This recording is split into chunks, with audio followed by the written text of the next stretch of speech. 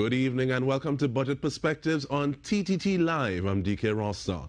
We are aiming to take you, the main stakeholder, through an overview of the budget as presented today and see the potential impact it may have on the general populace. To help with analysis this evening, we have with us in studio Minister of Health, Terence Dialting. We also have Minister of Public Administration, Alison West. Other panelists include Dr. Karen Niles, policy strategist, as well as Rajiv Dipti, president of the Supermarket Association, John Arnold, the CEO of Tobago Festivals Commission Limited.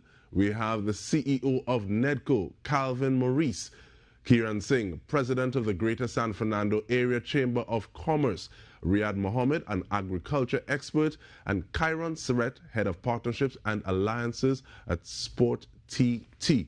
And we now go to some information with regard to fiscal measures. So we cue to the finance minister at this point in time.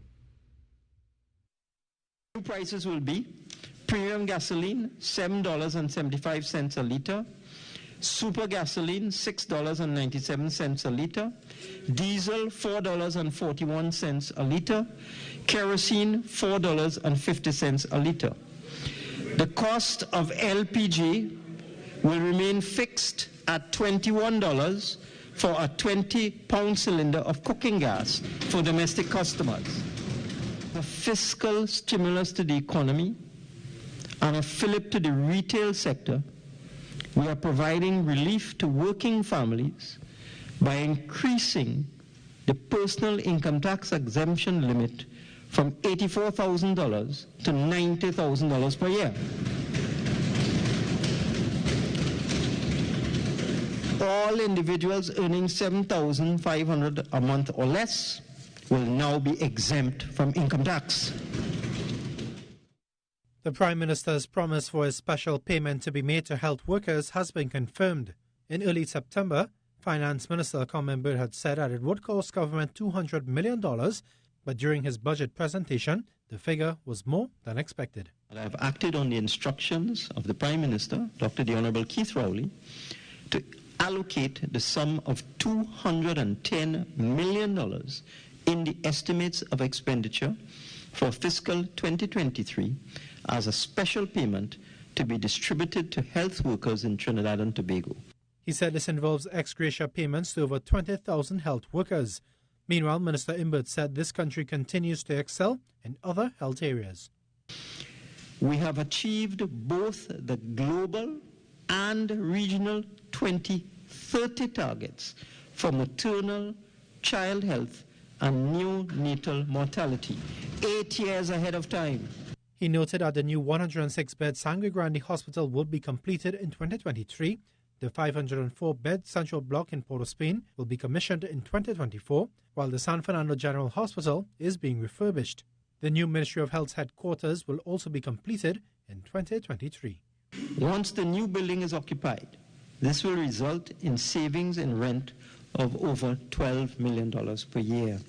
Minister Imbert said government will continue to invest in health development to ensure access to health care for low-income and vulnerable groups. Sonolala, TTT News. Giving you some information about what would have transpired a little earlier today, but we go right to the panel and we start off with the Minister of Health. Minister, what are some of the things that really stood out to you in the presentation of the budget today? Thank you, Tiki. So first of all, let me congratulate the Honourable Minister of Finance under the stewardship of the Honourable Prime Minister and also the Minister of Planning and Development for the PSIP.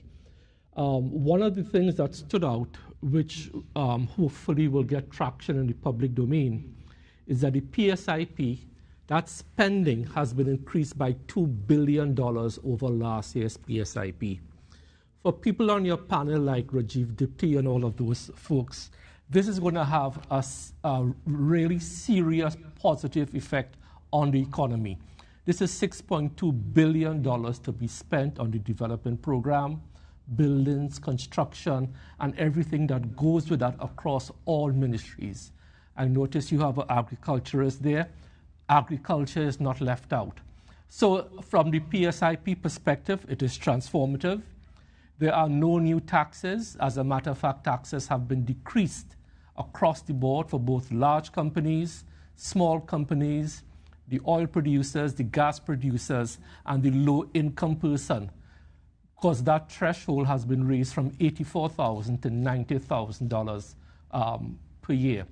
So it's a really a budget that has something for everyone, from the man in the street, the SMEs, small, medium, and enterprises, and the very large corporations. And I think we are here tonight to dissect it and hopefully engage the public so that they could understand what's in it for them at an individual level.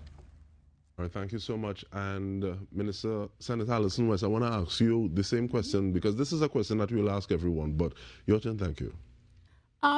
What I think people need to recognize is that Trinidad and Tobago has been lucky in the additional revenue that we're getting from oil and gas and the other related commodities that we sell internationally. And we are taking the opportunity to provide relief and incentives where we need to. And people will think that it is a bit of a contradiction to be taking some hard decisions like adjusting the price of gas and adjusting the prices of Tobago. But we also need to ensure that we put Trinidad and Tobago in a sound footing to go forward, recognizing that the fillip that we've gotten from the increase in gas and oil will not last forever. So we are trying to do a combination of providing relief and incentives, as well as setting us on the right path for the future.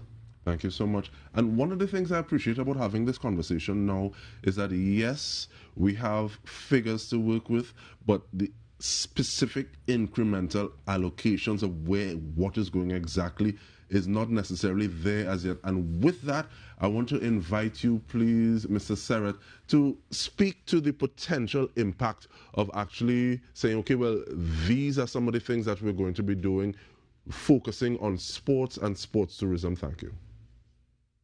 Thanks, DK, and good evening, everyone. Honorable Minister, Senator. So the last statement by the Honorable Minister of Finance regards to sport, he spoke to the Commonwealth Youth Games, and I think that's going to be very high on the agenda of all the major stakeholders in sport for 2023. From a entire nation building exercise, in addition to sport tourism or tourism through sport exercise, is going to be one of the single largest activities taking place.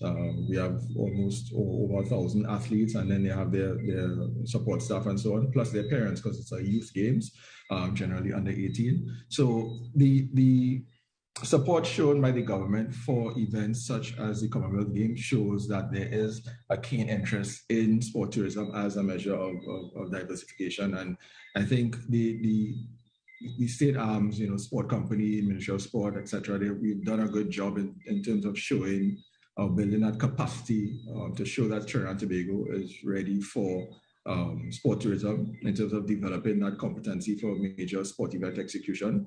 And I think it generally augurs well that we have the support, we have the personnel, and we're going to continue to perform. So I'm quite pleased about that.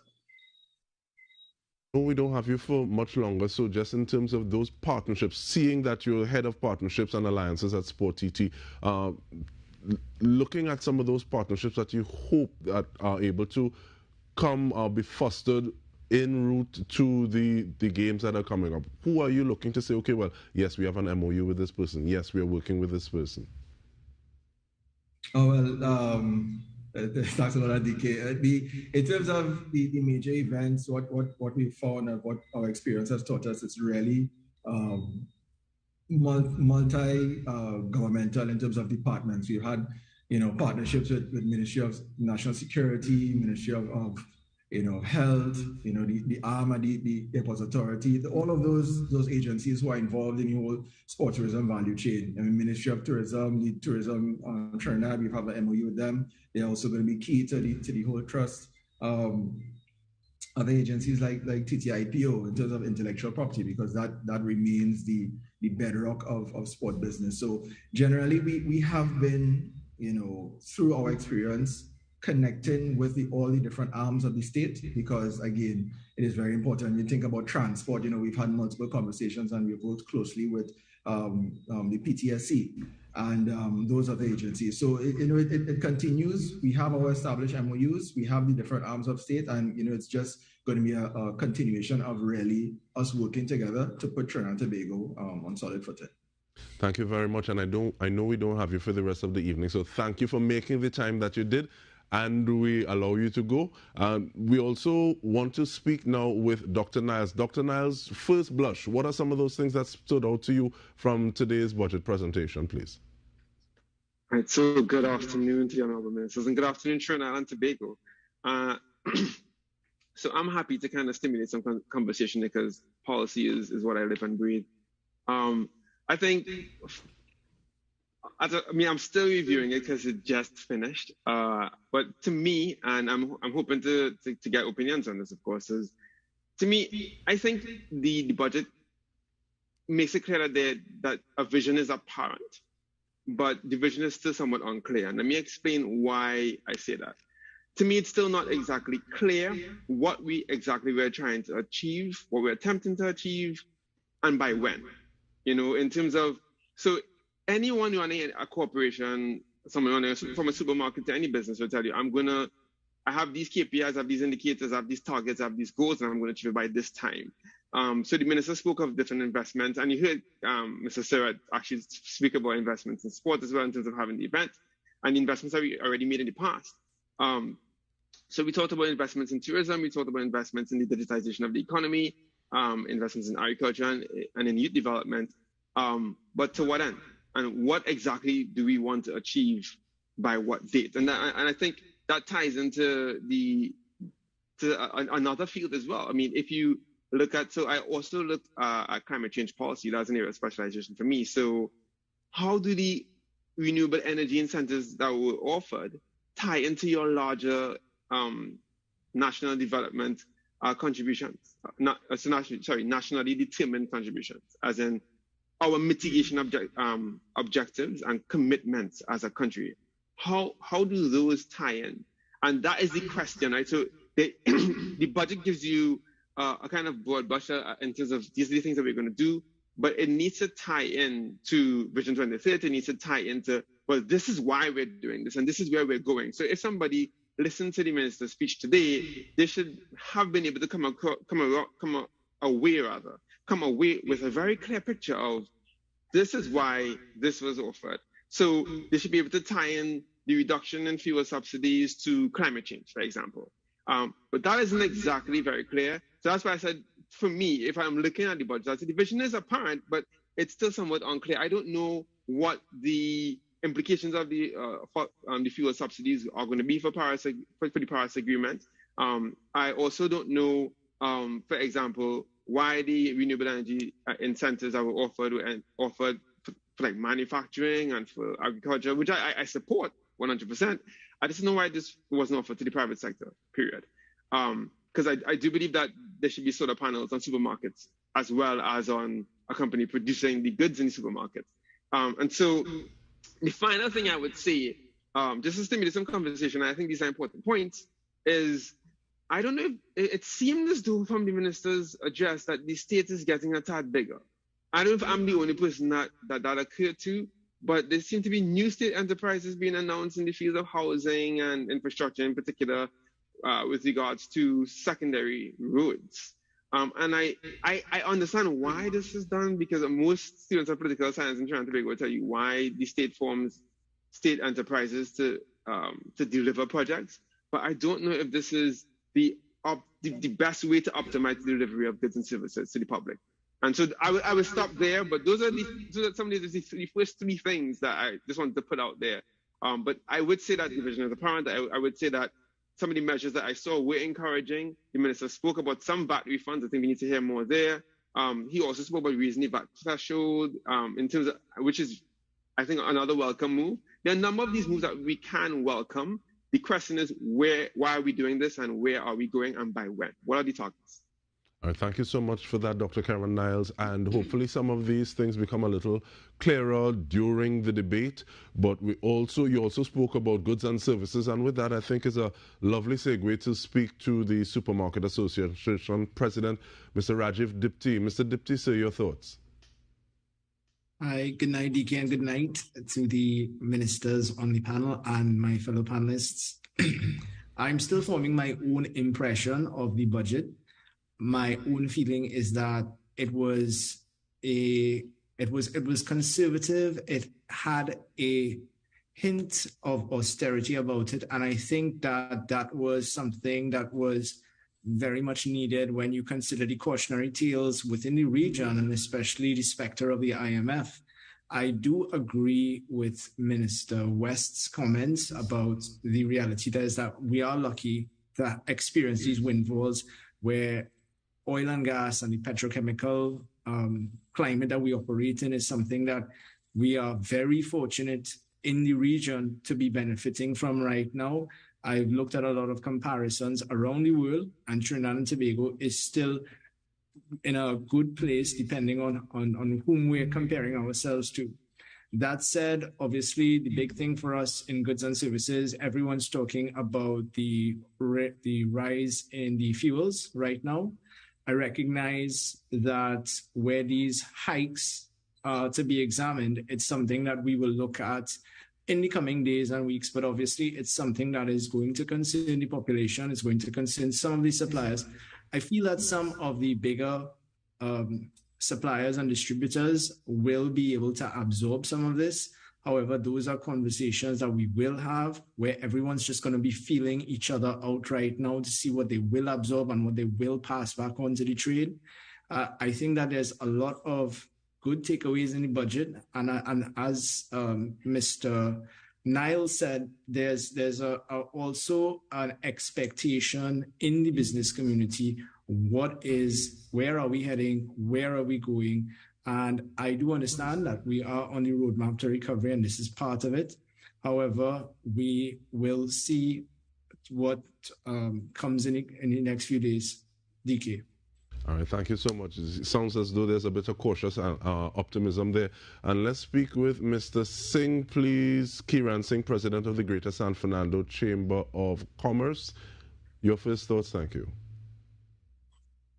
Good evening, DK. Thanks. Good evening to Ministers Dial Singh and Minister West, and of course, good evening to Trinidad and Tobago and fellow panelists. It's certainly an honor privilege to be on tonight. And listening to the Minister's presentation this evening, I think it was great for him to predicate the start of his budget presentation by highlighting the key economic indicators that all were positive, which send a strong positive signal to the international business community and, of course, large financial institutional investors, speaking to per capita GDP increasing, the debt to GDP ratio decreasing, our budget deficit decreasing.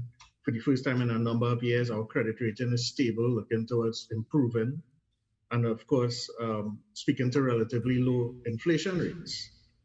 And of course, we must say from the San Fernando Chamber that we were pleased to see that the SME sector was given, I think, more attention than it would normally be in a budget presentation with respect to tax breaks and looking to the ease of doing business with registration of personal documents.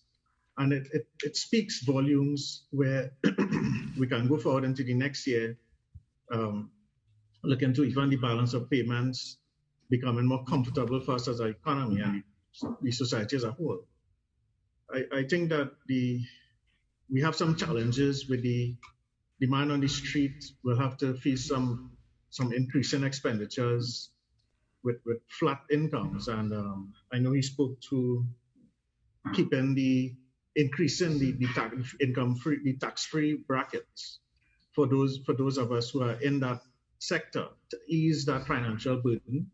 And I'm sure as we go further into the discussion, DK, that we will develop on these various stimuli. DK. All right, we want to thank you so much for that, Mr. Singh. And John Arnold, CEO of the Tobago. Yes, talk to me. First impressions, thank you. Yeah, well, I mean, apart from the CEO, I also wear the head of Music TT and Creative TT. So what came out, first of all, good evening to the ministers, good evening, fellow panelists. there were three things that there's always good and bad. There's no perfect budget. The TTT IPA, I think that's a beautiful idea. The promotion agency that would involve Export TT, Invest TT, CSI. The youth development, I liked what was happening there, and I liked what was happening with education and the remedial educational program, and what was happening in tourism. On the disappointment side, there's just two areas. I didn't hear enough beef on the bone for the creative sector, the cultural and creative sector. It was almost non-existent in terms of even mention in the budget. And I had a real issue with that, because I think after talking about coming out of COVID-19, the resilient sector, the fact that we were going to be the last to get freedom as a creative sector, and the minister alluded to that last year, I thought that that was going to get a little bit more attention. And the second one, on the bad side for me, and just sharing as honest as we can be in the conversation, was the allocation for Tobago. It may have been, it is 185 million more than last year, but comparatively to other allocations, I think it was less. And beyond that, it's just that I think from a selfish perspective, the kind of plans we have for festivals in Tobago and kind of moving it to again increase this thing about sites and attraction and events to make people come to the island, increase foreign exchange and increase our branding and so on. I thought that that was a bit weak on that side. So those are my only two on the negative. On the positive, there's several great things, but I think the minister was great in terms of painting the contextual backdrop to all of this. But again, as I said, those are my first impressions. I want to thank you so much for owning it, Truth, because it's only when we have these conversations that we're able to move forward, as opposed to everybody, yes, dashboard puppy. It doesn't work that way. But Calvin Maurice, CEO of NEDCO, I think NEDCO was actually specifically named. So what are some of your thoughts on the budget presentation as done this afternoon, sir? Well, DK, good evening to everyone, the honorable ministers and or panelists. I think it was very interesting that the whole trust in terms of SME sector and the focus as well in terms of cashless transaction for the underbanked and the unbanked. I think that jumped out at me, and it's very relevant and very important now as well. But also, DK, the building capacity, and we looked at in terms of the TTSSE in regards to the stock market, in terms of building capacity, encouraging investment, but also as it relates to building capacity in terms of the agricultural sector and the various initiatives, particularly for the young persons. As you know, NEDCO falls under the Ministry of Youth Development and National Service, and we have been supporting a number of these agricultural programs, although we are not into lending as regards to the primary agriculture, but we provide training, entrepreneurial training. And I think building capacity is very important. Only up to last week, we signed a MOU with ADB to provide training. So we don't lend, but we are supporting. And you find that, particularly from NEDCO's perspective, we will be providing that support to other agencies to meet the mandate in terms of entrepreneurship and export viability of these entrepreneurs. So you'll find that we would develop these entrepreneurs, build capacity, and then move them on to such agencies. Well, you have TTIPA but in terms of invest TT, export TT, to continue that mandate in terms of export, because there was a particular thrust in the budget speech as well in terms of building the capacities of the SMEs to export. All right, thank you so much for that. Riyad Mohammed, talk to me, please, sir. Hi, good evening, all. Good evening, Trinidad and Tobago, all protocols observed. So I just made a few notes. What I liked about the budget today is that we got an allocation of 1.33 billion, which is a bit more than last year, the 1.249 billion. We also got the $300 million stimulus package as well. We had an increase in grants from the 240,000 to 350,000 for agro-processing, which I fully support. I also support the investment in youth in agriculture, as well as the shade house project manned by the University of the West Indies. So all of these things, I think, did lend positively towards the agricultural budget. However, I missed a few things in the budget. I think I didn't hear enough on, and I could just list them here briefly. A bit of reinvestment into the pre-deal larceny squad with regards to securing our agricultural produce. A bit of speeding up on the land tenure issues so that we could access some amount of financing from the ADB and access these grants and subsidies as farmers. Really trying to target the giant African snail, which is more or less national pest issue at this time. Focusing a bit on our drainage and flooding issues, not only in the rainy season when we already have it here, but a bit in the dry season. Giving farmers the appropriate permission to dig their ponds and appropriate permits from WASA to secure water for the dry season as well. We are severely deprived in the livestock sector for premium genetic stock. And this is really holding back the local production of livestock, hence the high cost of meat, milk, and eggs on any part of the plate in this country. I didn't hear anything on how we could help manage the cost of input supplies, right? I saw places like Guyana and other CARICOM countries given subsidies, incentives on feeds and fertilizers. So I'd like us to kind of do the same or find some similar strategy. I really want us to also reinstall the Livestock and Livestock Products Board. Like I say, for our crop farmers, they have the NAMDEFCO agency, while the livestock farmers, we really have no representation or no representative body that will give us that voice. With regards to export marketing facilities, if we want to drive that point home, I believe we should invest a bit more in the export facilities, meaning the ports themselves, so that we could increase the volumetric flow of our local commodities outward. We have no organic certification bodies in this country at all. So how could we make our name and place on the map by producing all these healthy, safe and nutritious, healthy commodities if we don't have a local certification body?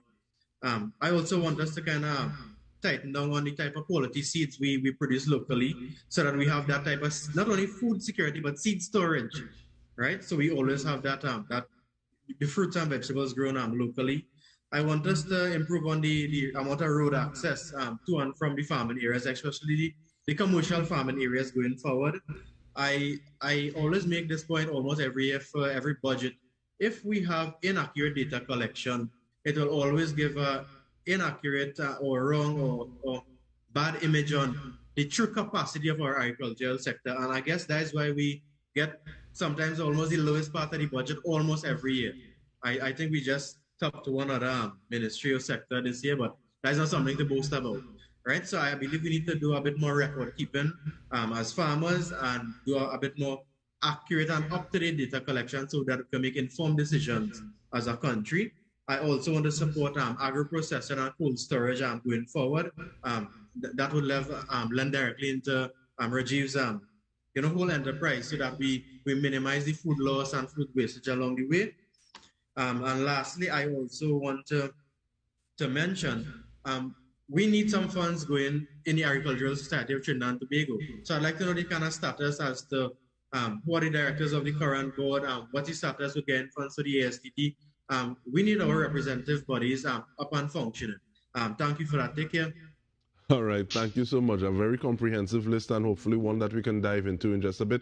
We take a short break, and then we return. We're speaking about budget perspectives. Stay with us.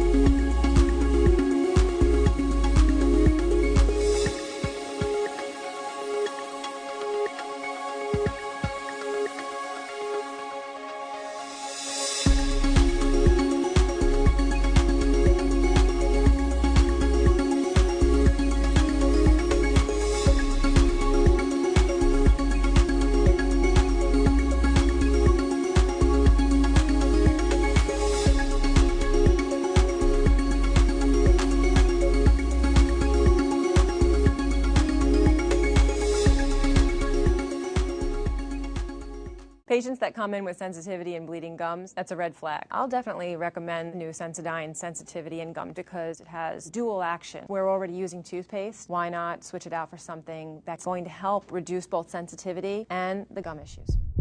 TTT wants to hear from you. What would you like to see? Join our online survey and tell us. Click on ttt.live/survey or scan the QR code on the screen to provide feedback on our television programming. We can't wait to hear from you.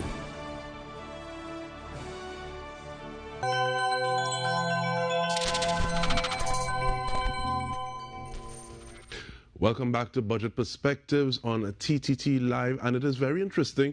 Some of the issues that were raised at first take on the budget presentation, but I realized that some copious notes were being taken. So even before we dive into packages looking at tourism sector digitization, I want to invite you, please, Minister, to possibly address some of those things that you would have heard and had those notes for. Sure. Thank you, DK. Maybe it's not such a good idea to sit next to you. Okay, with respect to Dr. Niles, his comment that a lot of the perspective was not expanded on, so it's not clear what the objectives are, where we're going, what are the deadlines. As we keep saying year after year, there's only so much that the Minister of Finance can say in a 3 or 4 hour speech. We are starting a fulsome budget debate that will start on Friday, where the ministers responsible for the different areas will have the opportunity to expand on those. In respect of our vision, you would know that we came in with a Vision 2030, and we're in the process of updating that to incorporate the proposals that came out of the Roadmap to Recovery report and the Community Relief report. And that will be made public very soon. So our vision is very clear and our timelines we are trying to keep them tight. There was a comment on not enough money for agriculture, but we need to remember that the money from agriculture does not only come out of the Ministry of Agriculture anymore. A significant part of the Ministry of Youth Development and National Service goes towards the agricultural sector through such programs as the Homestead program, which the Minister is very gung-ho to get going and has had a very significant start on. And thirdly, there's also money coming to agriculture out of trade in respect of agro-processing. So looking at the budget of the Ministry of Agriculture alone will not give you the full picture, so you have to do that.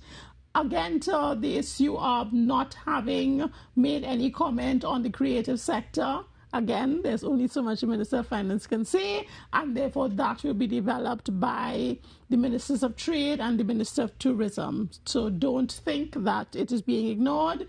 The Tobago allocation is not only what goes to the THA, there are also other parts of ministries like the Office of the Prime Minister who has been allocated funds to continue to develop Tobago, and they will be doing that. In addition to that, the Tobago THA has been given borrowing power, and the Minister of Finance will assist them in accessing that borrowing so that they can promote their programs. So there are things that may not have been clear. They will become clearer, but in preparing the budget, we try to look at a wholesome picture and provide support in all the areas that we thought needed that support. And thank you so much for that, Minister. And Minister of Health, I know that the Wednesday programs are finished at this point in time, but we had a question coming in terms of the Ministry of Health curtailing paying for surgeries in private institutions because of the focus on the COVID-19 pandemic. A question has come in. What's the position on that? Are we going to see that roll back anytime soon, in addition to something else that you may have been taking notes for? Sure. So let me just... First of all, I want to thank all the independent voices who spoke tonight. I think they were very measured in their approaches, and I want to thank them. I just want to respond to Dr. Niles about new state enterprises, and he mentioned housing. What is happening at the HDC is a reorganization of the HDC into separate entities, one for debt collection, one to raise finance, and one to build houses. So it's a fit-for-purpose reorganization, the same way we had to reorganize Petrotrin. So I just wanted to comfort Dr. Niles there.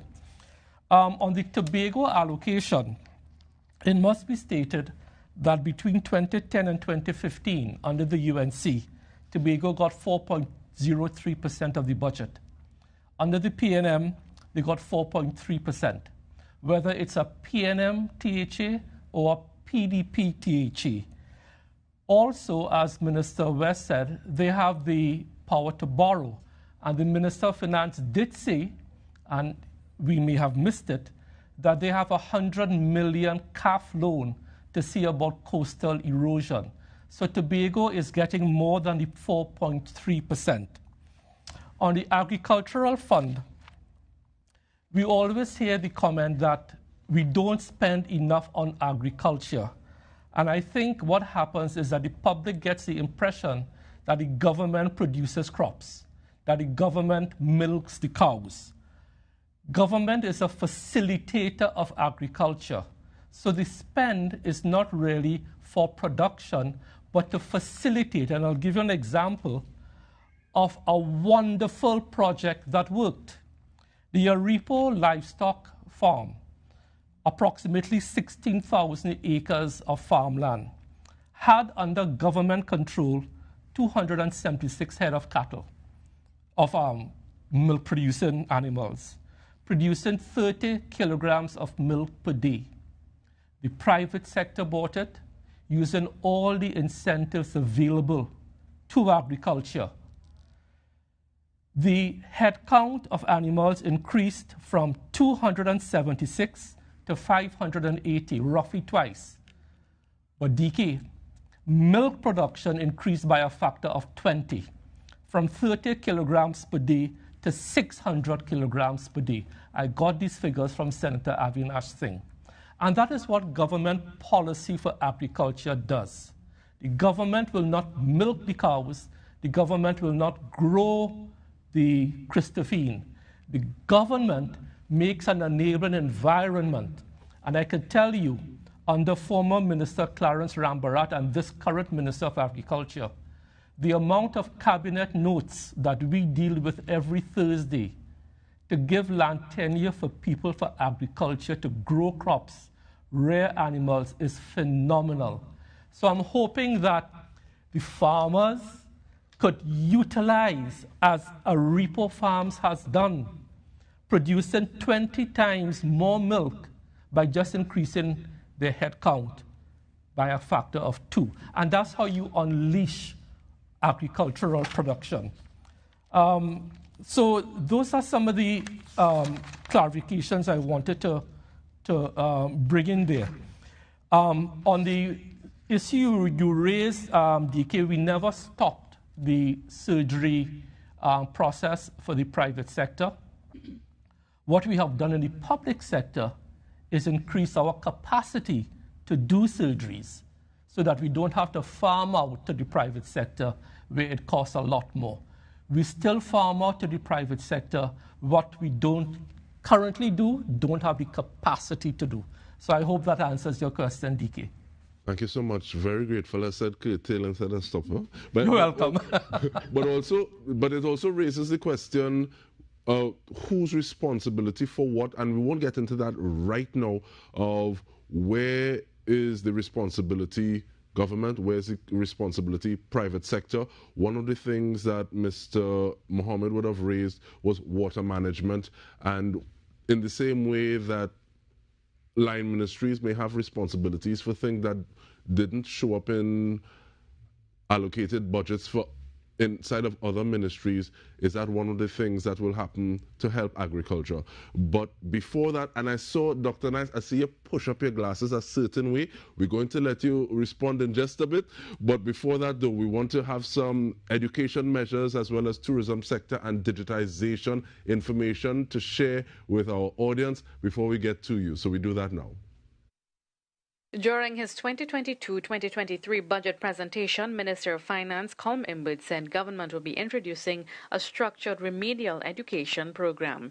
He said an allocation of $50 million will be made for the program. These students had spent most of the previous 2 years away from the physical classroom. The COVID-19 pandemic had confined them to online classes, and their performance in SEA reflected this absence from the classroom. There was a reduction in the pupils who scored above 50% in 2022 when compared with previous years. There will also be adjustments to the GATE criteria. After careful consideration, therefore, we have decided to adjust the criteria for accessing GATE to permit students in good standing enrolled in institutions and programs accredited by the Accreditation Council of Trinidad and Tobago to qualify for GATE if they have completed an initial program of study, such as a diploma or associate degree or the N1 level at UWI, and they wish to upgrade to a bachelor's degree.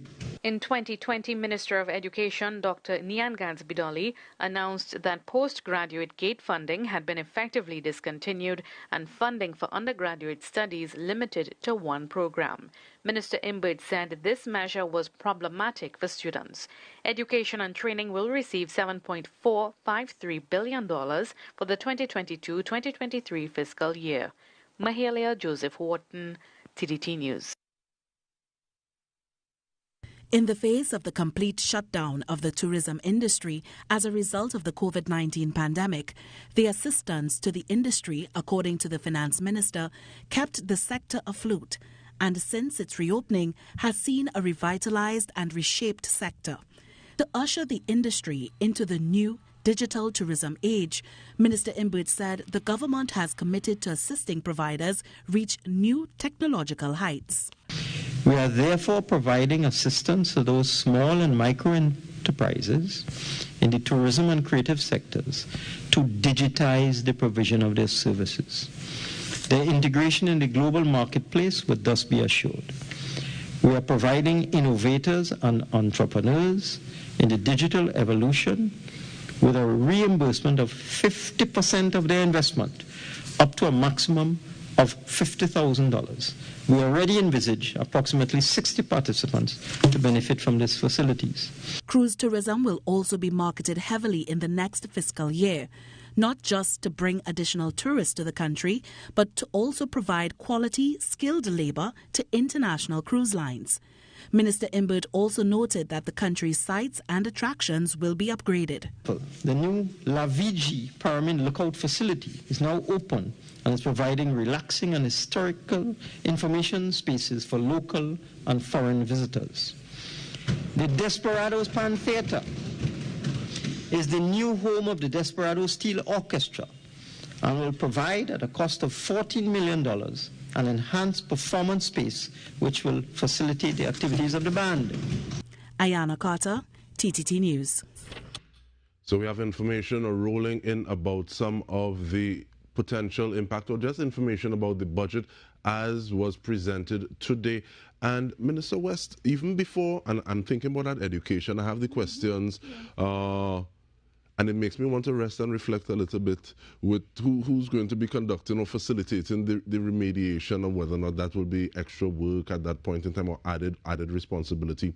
But I want to ask you though, what kind of impact will be able to, and looking at it from a public administration standpoint, being able to pay with a card, be it credit or debit, be it online, how will that help move the public service forward? Well, as you know, we have a mandate to digitalize the public service and to make it interoperable. And we are both in the Ministry of Public Administration and in the Ministry of Digital Transformation trying to ensure that we do that with a citizen-centric approach, to ensure that what we do to make things easier and more facilitated for the public. So lots of ministries have started introducing online services. We have to get to the next point where they can pay for those services online as well, and therefore they may not have to go into the ministries like they currently do. We have a facility where we have TT Post delivering whatever the product is, if that is necessary and if people are prepared to pay for that. So we are trying to get to a stage where a lot of the interaction that you make with the public service can be done virtually to make it easier for the public service. In respect of the remedial programs in the ministry, We had a first bite of that over the last couple months during the vacation period, where we had ongoing tutoring face-to-face to allow students to catch up in respect of what they missed. And we're going to continue with that and other programs to not only deal with the educational aspects of what the 2 years course, but also behavioral and social and those kinds of things. Students were definitely affected in a very negative way, and we're trying to ensure that we come back on stream as soon as possible. Thank you so much for that. Dr. Niles, you have the con. Thank you so much for yielding the floor. And again, good evening, everyone. So a couple of things. Number one is, and I'm just going to be really frank and really open. The to keep the debate alive, I think, is really important. We are now well into the term of this government. So, and with regards to the Vision 2030, I'm a former employee of the Ministry of Planning, and I was in some of the meetings where they drafted it. And also with respect to the road to recovery, I actually wrote parts of it because I was in one of the subcommittees drafting the actual document. Very, very, very familiar with the both documents, very, very familiar with the development planning process. And I think it's really important for the population to know that that there is a plan, and which is my point, right? When somebody delivers a budget as far into the term as the PNM is into their term, people should really be getting a deep sense of, okay, well, there is a plan, and this is where we are in implementing it. We've been interrupted by COVID, yes, but this is, and we also have been impacted by the Russia-Ukraine conflict, but this is where we are. And that macro picture is not really evident. So that's what I'm saying. The vision is apparent, but it is unclear. So just to be really, really straight about it, I'm not saying that the ministers are not going to elaborate on some of these specific policies, but that's not really it, is it? Because I'm going to listen to those contributions I usually do. But the fact of the matter is, if somebody is giving you a macro picture of the major initiatives the government is going to do, one major question that you should be able to answer is why? So this is what, and then so what, and now what? You know, that is, I think, what people should be able to expect from a budget presentation. And again, to give another excellent example, Mr. Arnold spoke about underinvestment in cultural industries, or really not underinvestment, a lack of a mention. And I totally understand that not everything can be mentioned, but next year is gearing up to be one of the largest carnival celebrations ever. And this year is, I believe, Tobago's one of Tobago's first independent carnival celebrations, as well as a festival. Those are not minor undertakings, and they're also not going to be cheap. So I think it's important that the population has an appreciation of why we do these things and where they stand in the economy, and why we're spending fairly large sums of money on festivals, and on, and how it fits into our tourism product, and what the vision for the country is. I think that is really, really important. And let me just make one point here. The reason why this is so important, and I would harp upon it, is because there is a significant and important link between the creative sector and the digital economy. If you look at music and even film, but if you look at music, for example, musicians in the music industry, they actually produce digital goods and services. That's what they do. They produce digital goods. Let's start there. They produce digital goods, right? And in terms of the framework that we have in our country, and I've said this before, the framework is kind of discriminatory if you think about it. And I've said to some persons before, like, if you make a sausage in Trinidad and Tobago, like we have some agro-processing industries that do that, if you make styrofoam cup in Trinidad and Tobago, all the inputs into that manufacturing process, they're duty-free. You can bring those inputs in, so you can manufacture it here, so you can earn foreign exchange outside of Trinidad and Tobago. If you are producing a song, nothing for you. You understand? If you are producing a song, you have to import really expensive equipment, even if you are registered with the National Artist Registry of the Government of the Republic of Trinidad and Tobago. Even if you're registered with the National Artist Registry and the Music Industry Directory, which are official directories of the state, there's nothing for you in terms of relief when you're importing really expensive equipment to meet market requirements to put digital goods onto the market to earn foreign exchange, which is what music producers do every single month of the year. So, and just to make sure people understand what I'm saying, for Carnival, it's estimated that we produce around 5,000 songs. I mean, Mr. Arnold's here, he can tell me if I'm wrong or right, but that's not a small number. Many of our songs end up on platforms like Spotify and Amazon and Apple Music, and they earn USD, which is meant to come back here. But there is absolutely no relief for producers in that category who are actually actively producing digital goods. And when it comes to payment, the last two things here. When it comes to payment, I think it would be kind of elephant in the room-ish to not mention the departure of WePay. And they have said on more than one occasions that they left because of bureaucratic hassle. It was too hard to do business in Trinidad.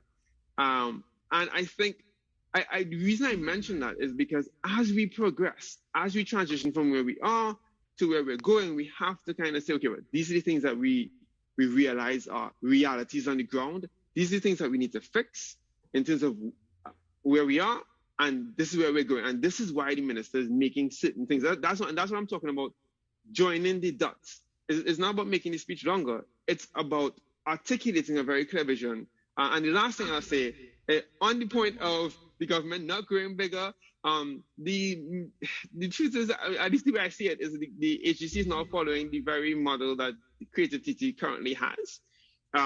It's forming a holding company. Creative TT is a holding company that has 3 subsidiary companies beneath it: Music TT, Film TT, and Fashion TT.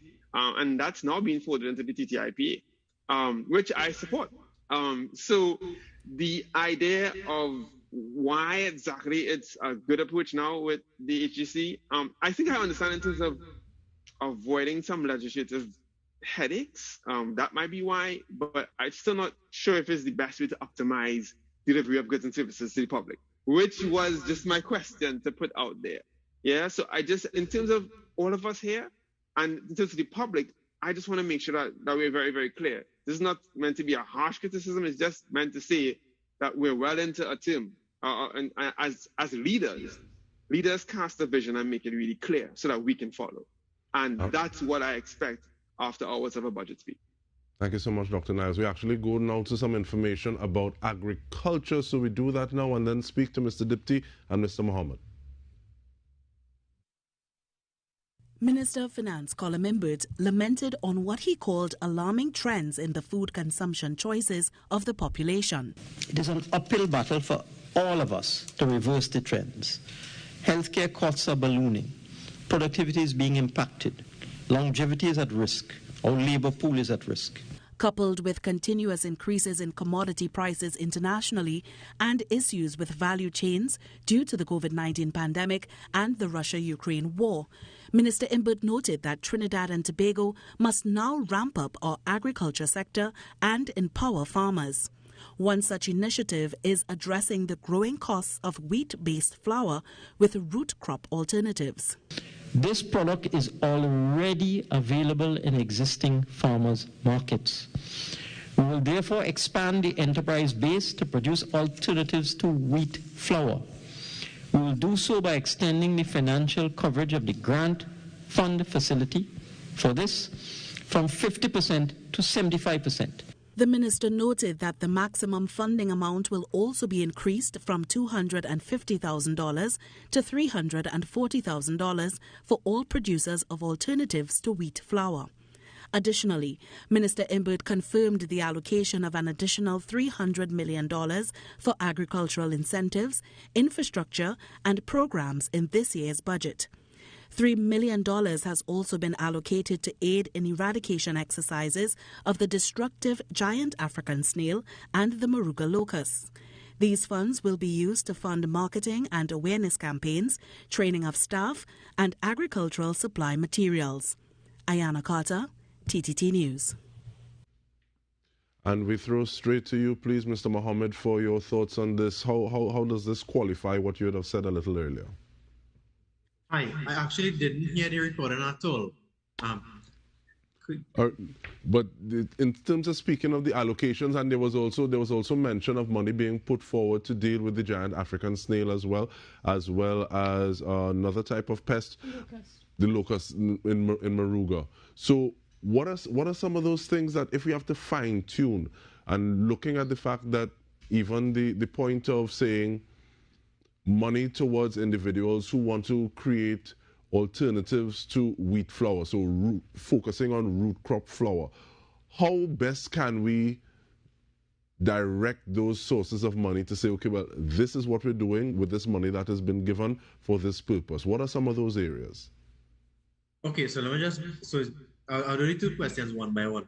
With regards to the giant African snail and maybe the locust or the red palm mite or the tomato leaf miner, yes, thankfully, if we get a fund that will say to help us eradicate, a few things we have to consider. One is not just to spray down the place to get rid of the pests. We have to think about the environment and the proper PPE that is required with regards to who is going to spray, how is it going to be eradicated, is it going to be baiting stations, and is the Ministry of Health going to advise us on which of these pesticides or weedicides or any of these chemicals we want to utilize will harm the environment, harm the humans, harm the wildlife, harm the livestock.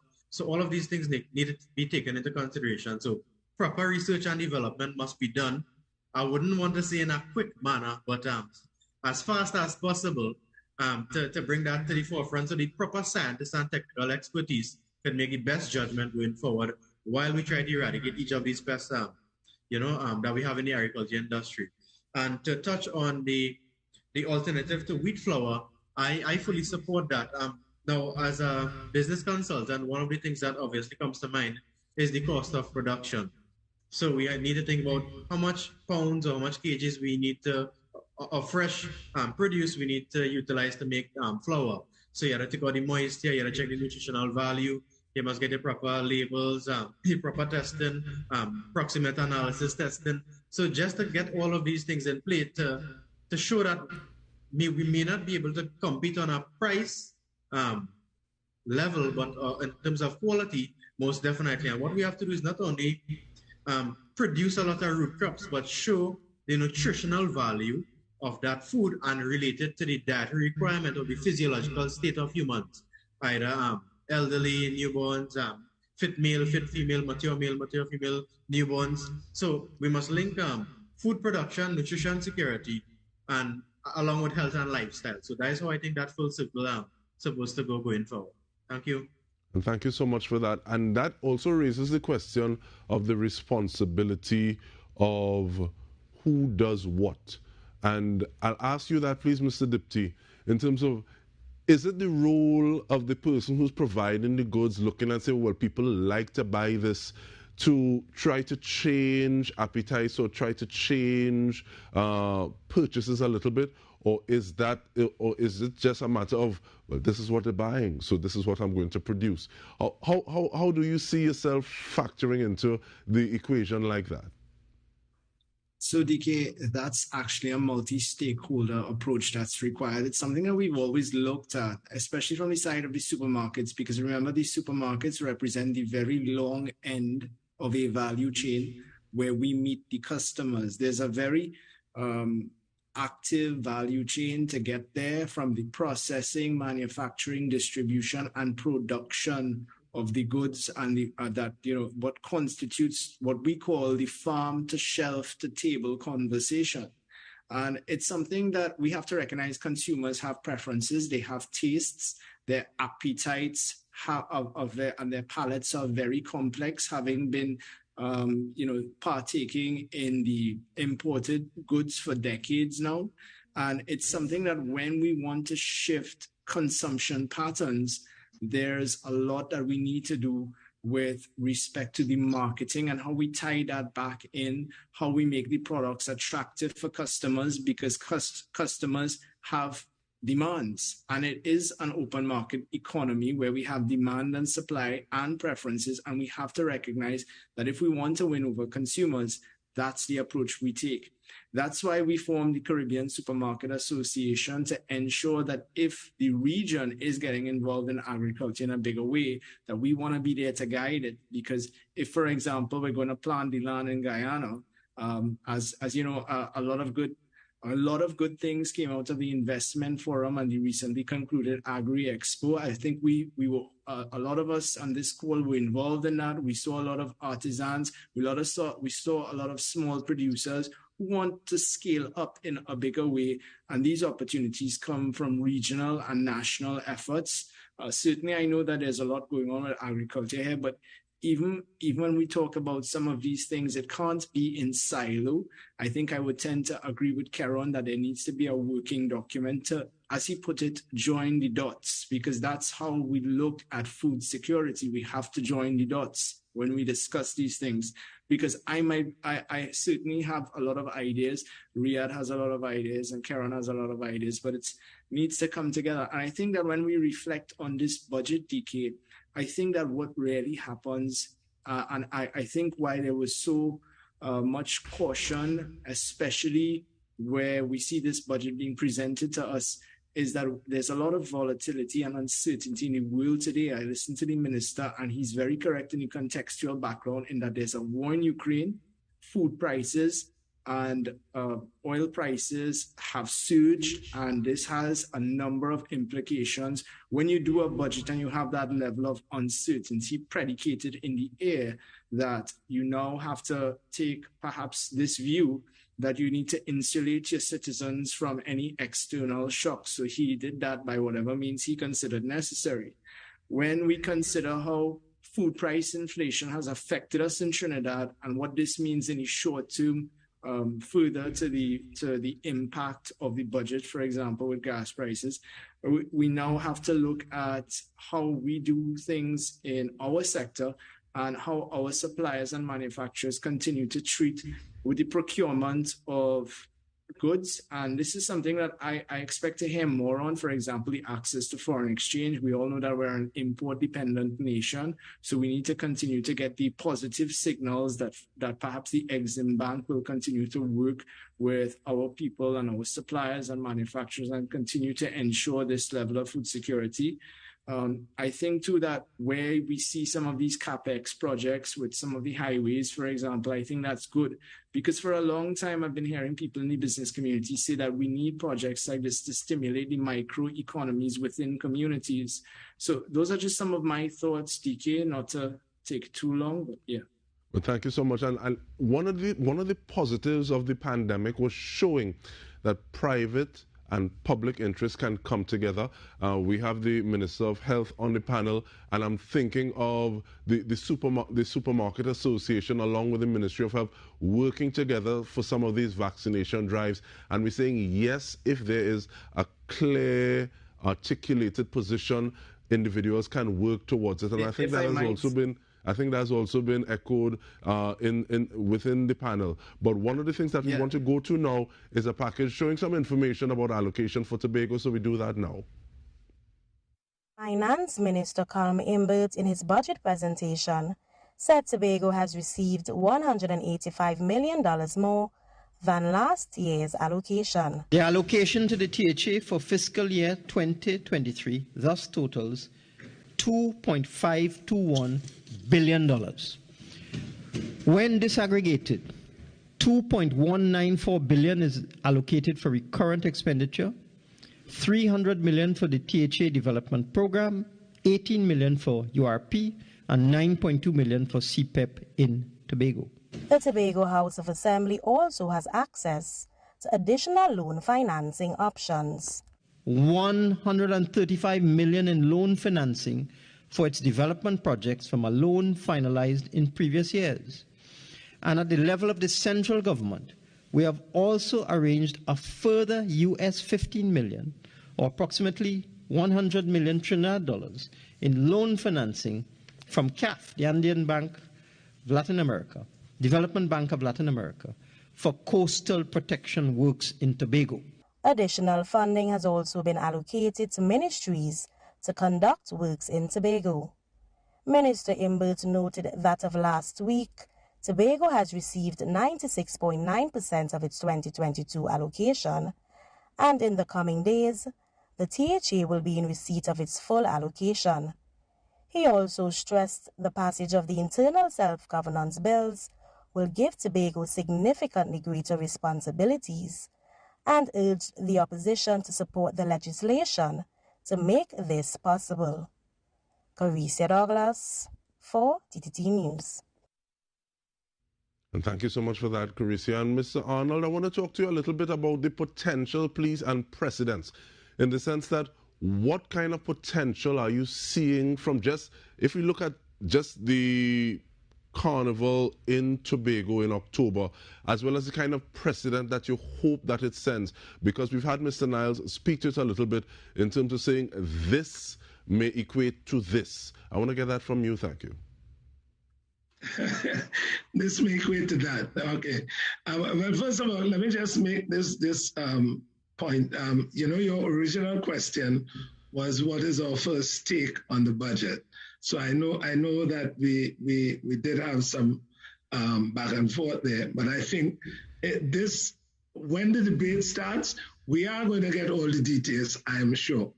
Now, going to the question, the Tobago Carnival is a major, major event for Tobago. It's not only going to just be an economic shot in the arm for several of the businesses, but I think there's a statement about the Carnival, I don't know if everybody's getting it, that Trinidad starts the Carnival and Tobago ends all the seasons of Carnival. Miami is the last, second to last, the penultimate, first to the 9th, and then we end. And that's a kind of message that if you look at that as a kind of brand, that's as a big, big signal that the mother of Carnival is Trinidad and Tobago, and that we can start in Trinidad and we can end in Tobago. I think that narrative, if you think about that as a kind of model, I think that's where you will see some serious similarities in terms of what it can do for us, for tourism, for foreign exchange, for businesses and the spin-offs, everything. I think you will see some great gains. And more than that, for me, I'm looking down the road for things like intellectual property, more of the Tobago artists, the rising tide effect, that more of them will now start to rise and become as popular as Voice, Marshall. The mass players can now develop bands similar to Bliss and Humor, and they become brands that can now export and move out. That's what I am seeing. And I'm hoping that it moves in that kind of similar vein. And thank you so much. And it's the first time that I've seen a rhythm, a soca rhythm, being done specifically for the Tobago Carnival, and it's something that I think was really beautiful. But I want to move to Mr. Maurice. Thank you. How important is it that you have these programs that are involving younger individuals, possibly having them consider different career choices, especially if we're looking to possibly raise the age of retirement for individuals in Trinidad and Tobago, Mr. Maurice? Well, thanks, DK. I think this whole transition, we are moving into a new age where the younger generation is getting into entrepreneurship. Previously, risk averse, and our education system was very much geared towards employees rather than employers.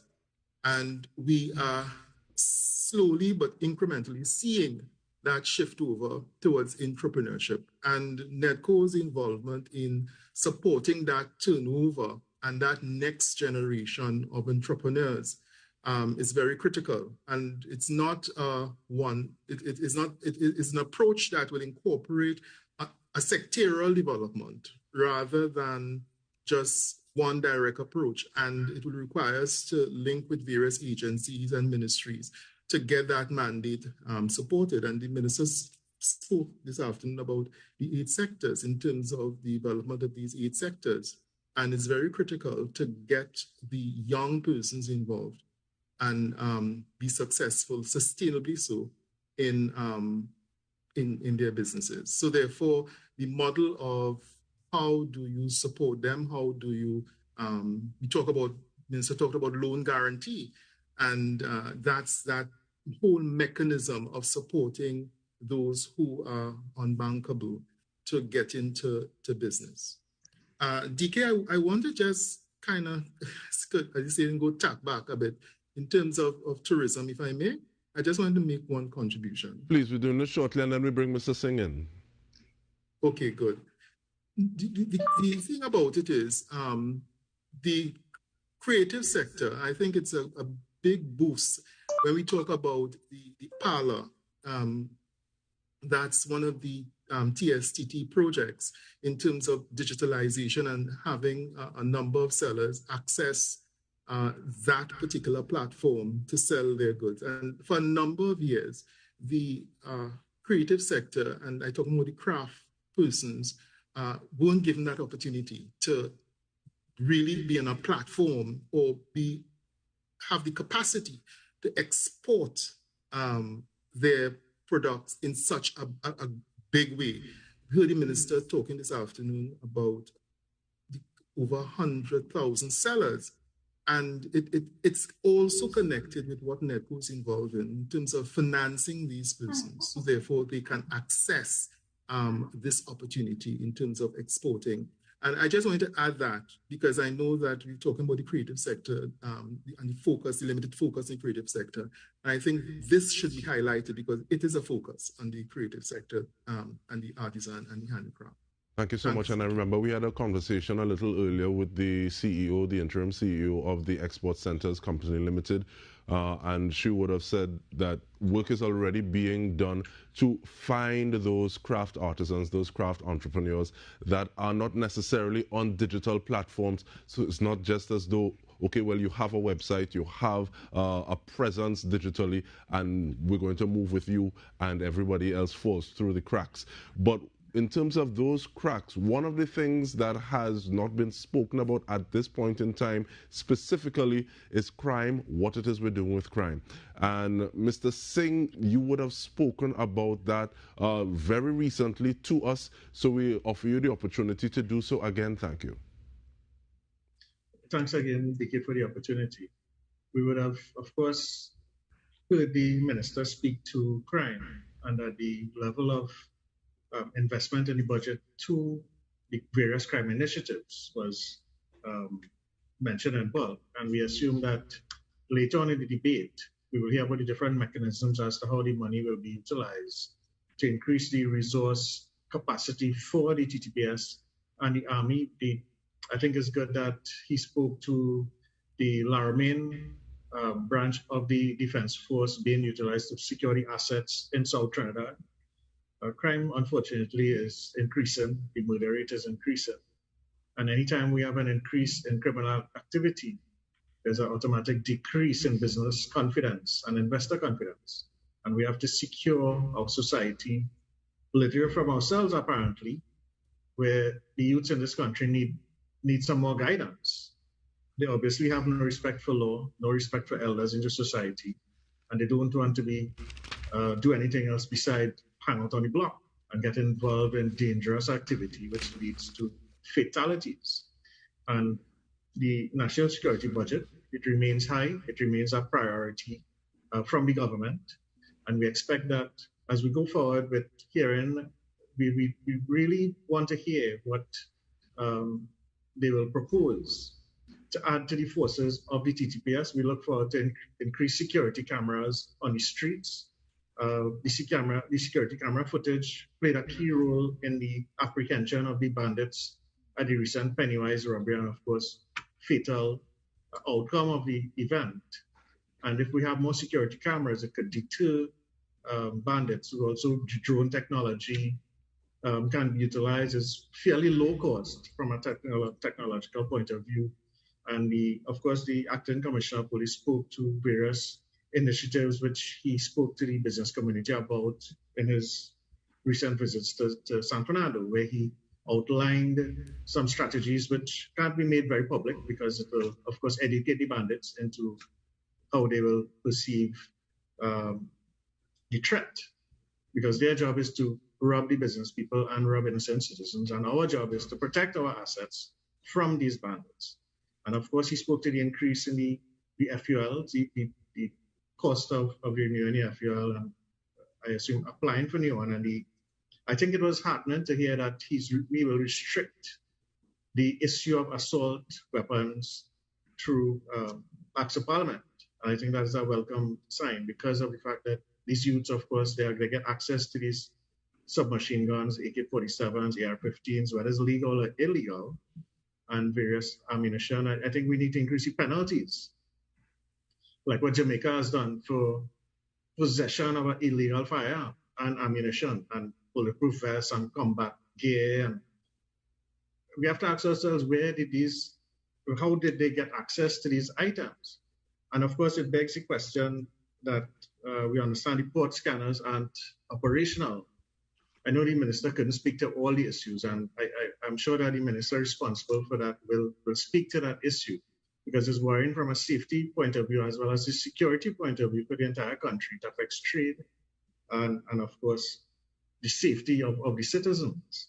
And we want to also mention, through the Ministry of Trade with the other ministers, I'm sure could look into that the port hours and days be extended.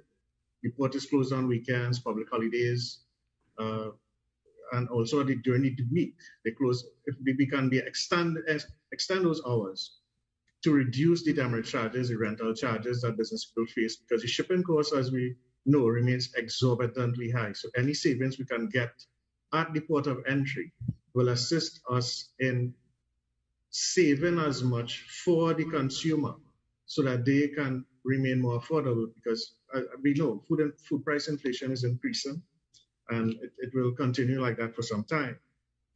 And just to mention San Fernando, a spotlight, because I know time is of the essence, that we were quite heartened to hear the minister speak to the update on the San Fernando redevelopment waterfront project.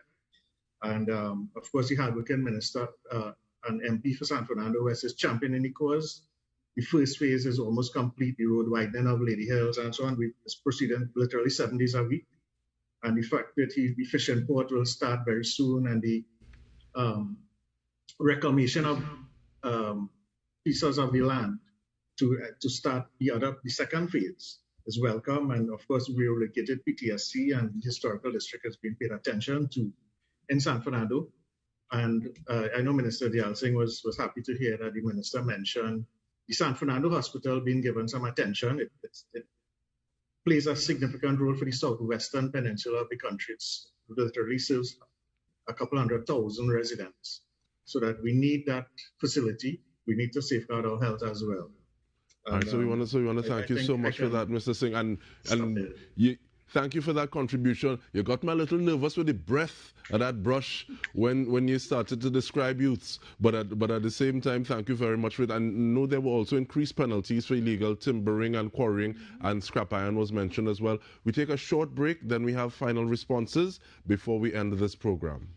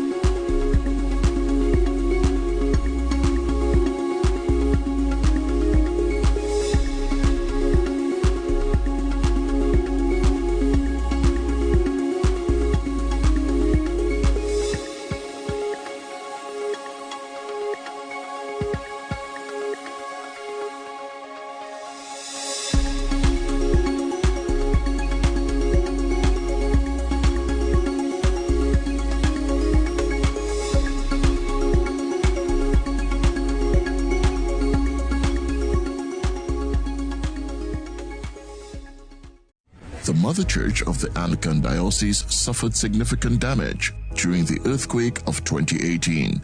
Efforts are underway to raise funds to restore this national heritage site. You are invited to make your donations with monthly deposits at any branch of the First Citizens Bank, account number 2696950, Marval Road Branch, in the name of the Incorporated Trustees of the Anglican Holy Trinity Cathedral Restoration.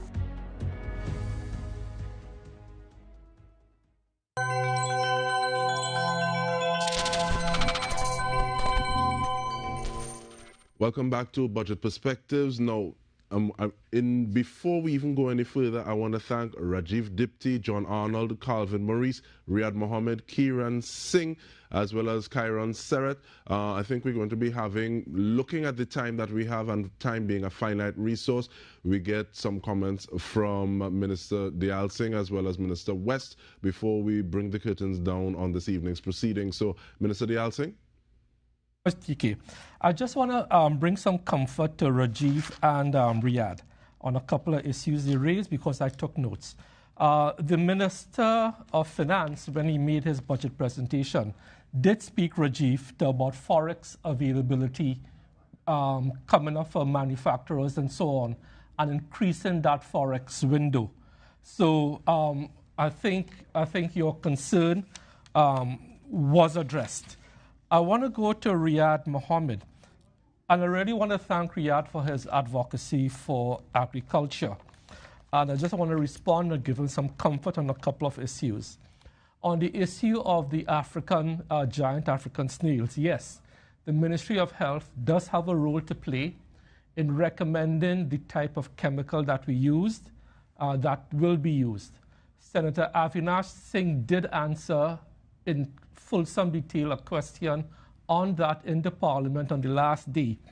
And under the Toxic Chemicals and Pesticide Board, I think they have recommended the particular compound to be used. So, Riyad, I wanted to give you that, that assurance that we are involved in it. Also, Riyad, you mentioned the issue of flooding and road access. I want to assure you that this government recognizes that.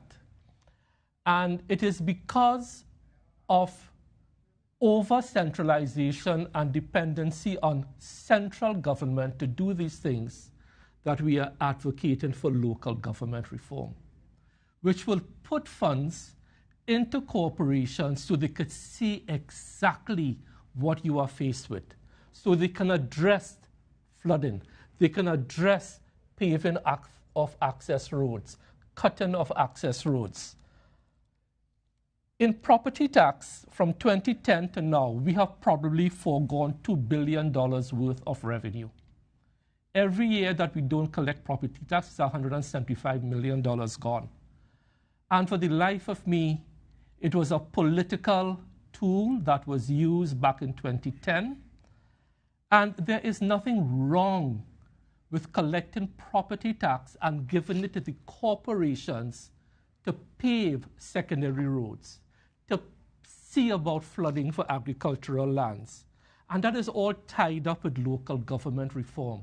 So, Riyad, this PNM government has your back. We have your back, but others don't.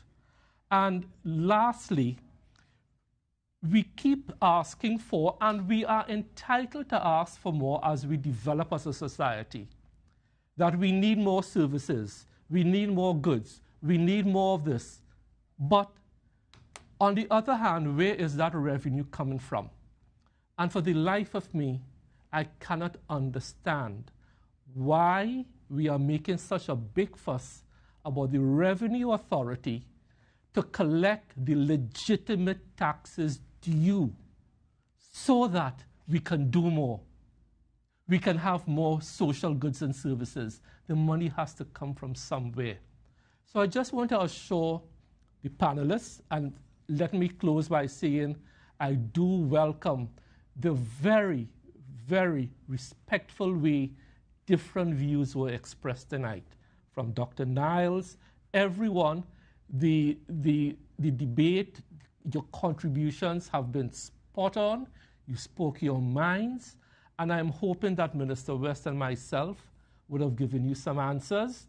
and that you could look forward to more answers from individual ministers as we move forward. Thank you, DK. I take the big half for that wind up. I did not mention Mr. Maurice, so thank you as well, Mr. Calvin Maurice. Minister West. Thank you, DK. I think the Minister of Finance and the Minister of Planning did an excellent job under the leadership of the Prime Minister to come up with a reasonable budget to try to support all the areas and provide relief to all the areas that we thought needed that support. But the advancement of the economy, the moving away from the impact of COVID cannot be done by the government alone. So I'm beseeching the society to come along with us to do what needs to be done to take Trinidad and Tobago forward. The same way that the health sector workers came out and supported us without hesitation through the pandemic, people like the teachers have to come out and bring our children out of the crisis facing them arising from the pandemic. The producers, the agriculturalists, the tradesmen, everybody, we have to work together as a country to bring Trinidad and Tobago forward. So I'm beseeching you to work with the government. The government is working to support you. And we have listened and learned from all the contributions made, and we will take that to our colleagues and see how we can develop the areas that you have raised.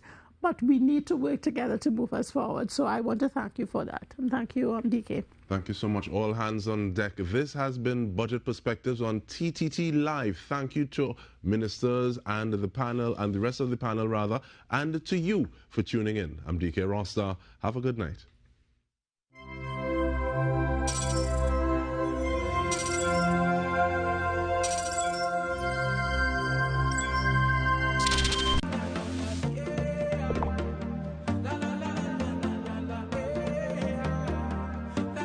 This is TTT. Live for local.